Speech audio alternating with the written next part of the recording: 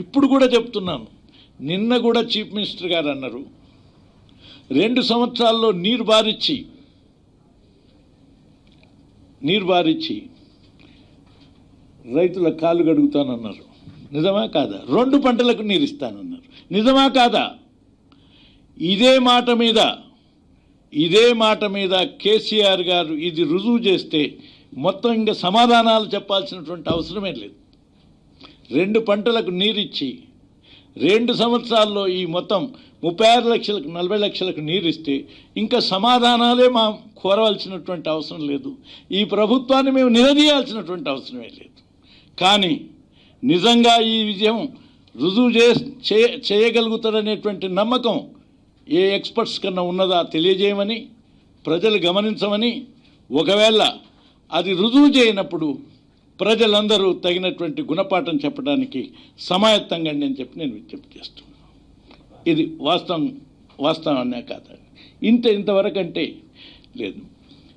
ఇంకా ప్రధానమైనటువంటి విషయాలు నేను 2-3 లేవనెత్తినాను, అంతకుముందు ఇచ్చినాను.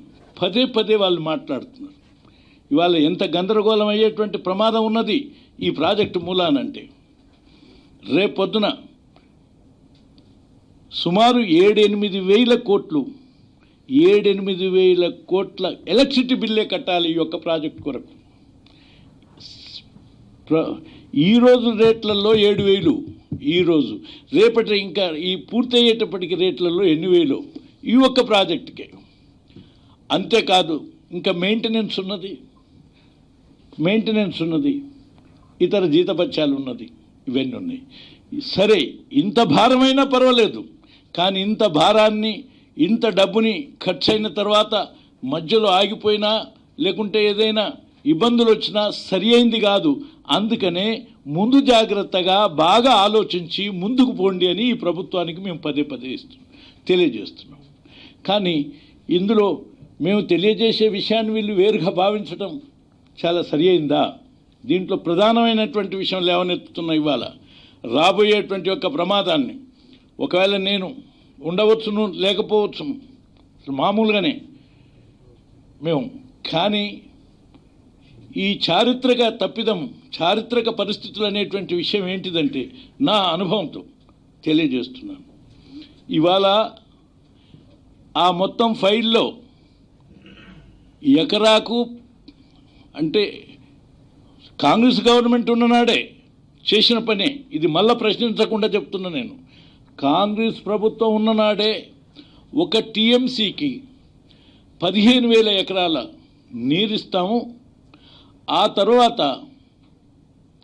దీన్ని సూక్ష్మసేవ్యం కింద ఈ ఇరిగేషన్ ఎట్ట ఇవ్వవచ్చును అంటే సూక్ష్మసేవ అంటే డ్రిప్ అండ్ స్ప్రింక్లర్స్ ద్వారా ఇవ్వటం మూలాన 15,000 పారుతుందని చెప్పి కన్సెప్షన్ తీసుకొని స్టార్ట్ అయ్యిండ్రు.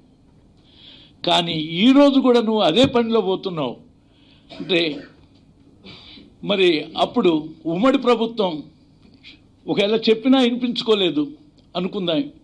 నేను కూడా చెప్పినాను ఇది కూడదు అని చెప్పి. శ్రీశైలం ఎడమ కాలువలో కూడా ఇదే టారిఫ్ తీసుకుంటానంటే నేను రాజశేఖర రెడ్డి గారికి లెటర్ రాసి నో శ్రీశైలం లెఫ్ట్ కెనాల్లో తీసుకోవటానికి వీల్లేదని మాన్పించి ఆ విధంగా డ్యూటీ 10,000 ఎకరాల చొప్పున తీసుకున్నాం. అంటే టీఎంసీకి 10,000 పారటమే కష్టం. మరి ఇవాళ నేను మీకు లెటర్ రాసినాను. ఇది ఒకసారి ఆయనకు లెటర్ రాసినాను, అసెంబ్లీలో చెప్పినాను. టీఆర్ఎస్ ప్రభుత్వం ఈరోజు నిప్పులాగా పనిచేస్తూ ఉంది. ఈ విషయాలు వాస్తవాలు ప్రజలకు పూర్తి స్థాయిలో చెప్పడానికి రాబోయే 2-3 రోజులలో ఒక టీవీ ఛానల్లో కూర్చొని 3-4 గంటలు ప్రజలకు మొత్తం మీ చరిత్ర, మీ బండారం అంతా బయట పెడతా అని చెప్పి మనవి చేస్తా ఉన్నా. మీరు అనుకుంటా ఉన్నారు